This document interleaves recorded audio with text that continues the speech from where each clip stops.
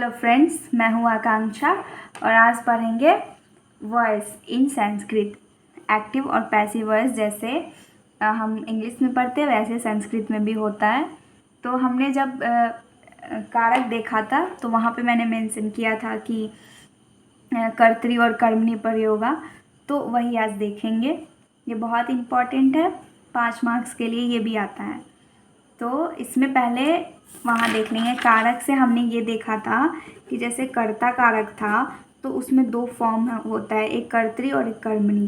तो कर्तरी में यहाँ पे आएगा प्रथमा विभक्ति, जैसे राम सह।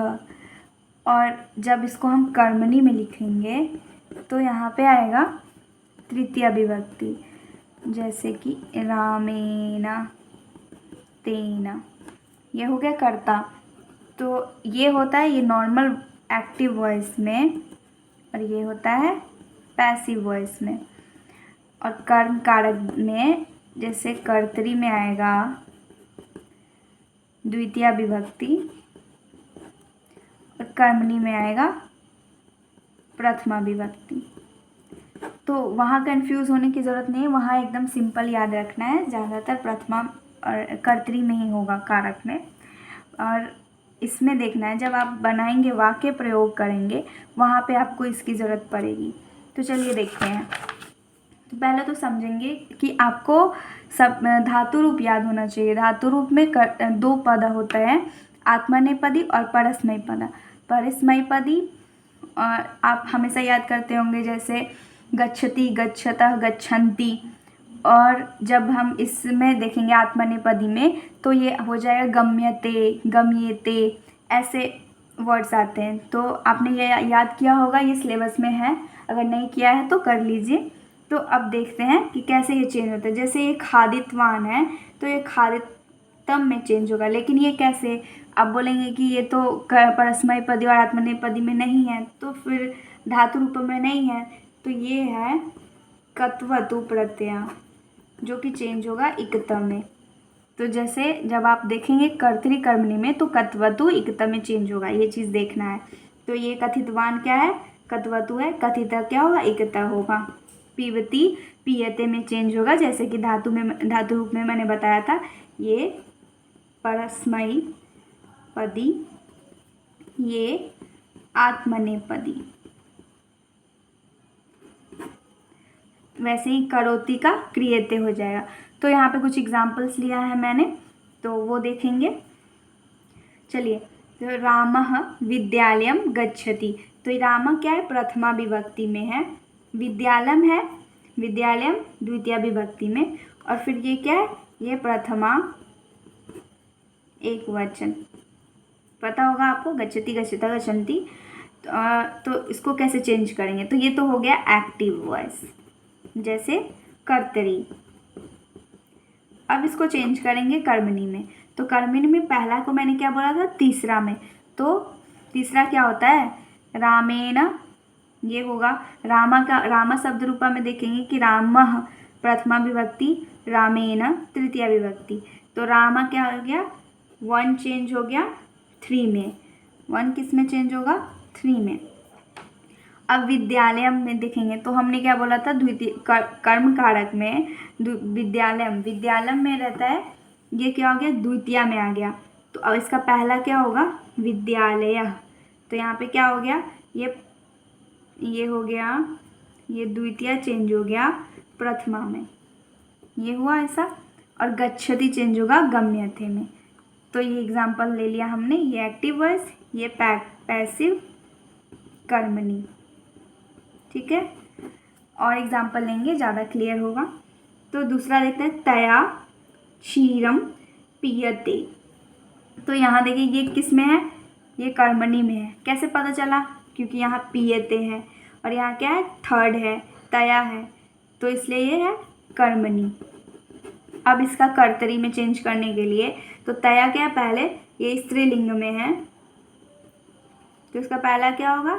सा। क्षीरम नपुंसक लिंग है तो क्षीरम ही रह जाएगा, क्योंकि आपने ये देखा फलम फले फलानी, फलम फले फलानी, वैसे ही क्षीरम क्षीरे क्षीरानी, क्षीरम क्षीरे क्षीरानी।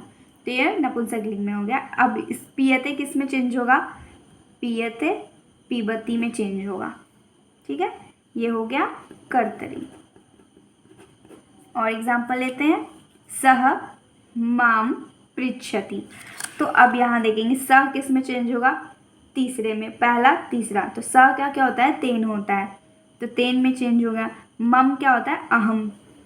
ये शब्द रूप आपने याद किया होगा तो आपको पता होगा। अगर शब्द रूप याद नहीं करेंगे तो कुछ नहीं बनने वाला है। वो शब्द रूप और धातु रूप बेस होता है संस्कृत का, तो अगर वो याद कर लिए तो ये सब बहुत इजी है बनाना। तो मम क्या चेंज होगा? किस में? अहम में। ये दूसरे में आता है, ये प्रथमा में आता है।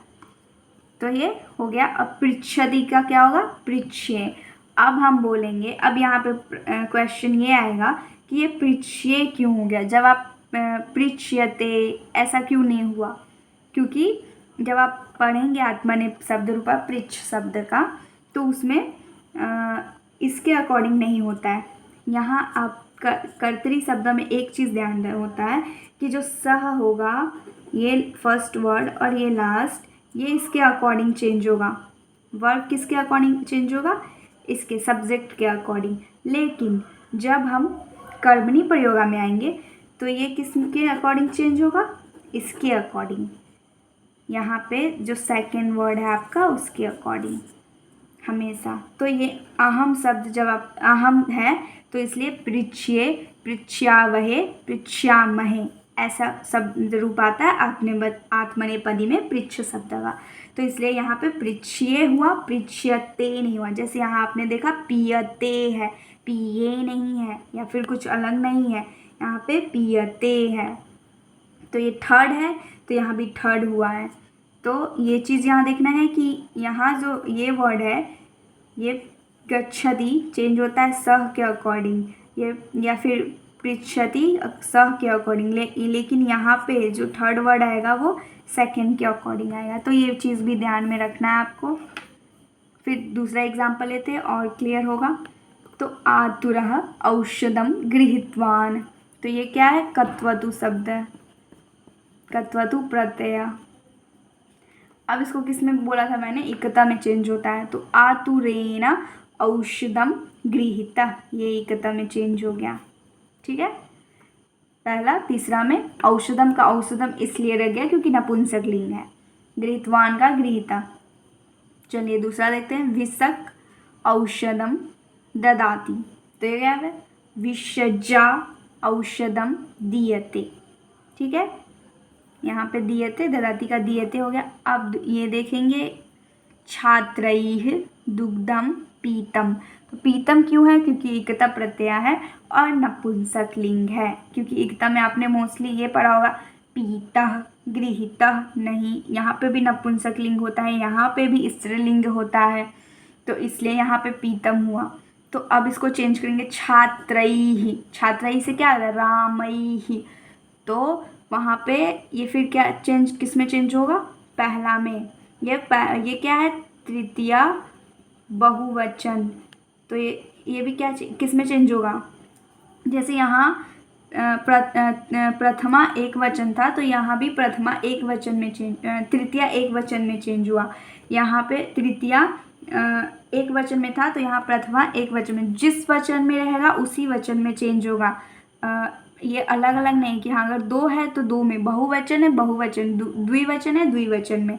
तो यहाँ छात्रैः है तो यहाँ ये बहुवचन में है तो ये भी बहुवचन में छात्रा हो जाएगा। जैसे रामः, रामौ, रामाः, वैसे छात्रा, छात्रौ, छात्राः, तो ये भी छात्रा हो गया। दुग्धम का दुग्धम रह जाएगा क्योंकि इसमें दोनों में सेम होता है, नपुंसकलिंग में दोनों में प्रथमा और द्वितीय दोनों सेम होता है। अब पीतम किस में चेंज होगा? इकता प्रत्यय किसमें? कत्वतु में। पीतवन्तः, पीतवन्तः क्यों हुआ? पीतवान, पीतवन्तौ, पीतवन्तः, ये भी बहुवचन में चेंज होगा। ठीक है, ऐसे देखेंगे।